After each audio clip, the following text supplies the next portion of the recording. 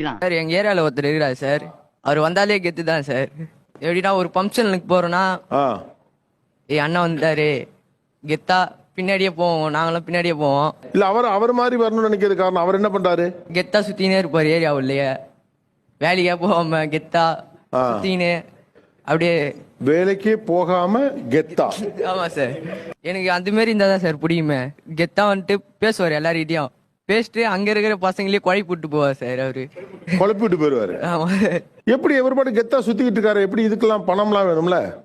தெரியல சார், எங்கன்னா போவாரு, போயிட்டு யாருன்னா பசங்க கிட்ட போய் ரெடி பண்ணிட்டு போயினே இருப்பார் சார். அவர் பாட்டுன்னு பேச்ச போடுவார் சார் தரமா. அவருனா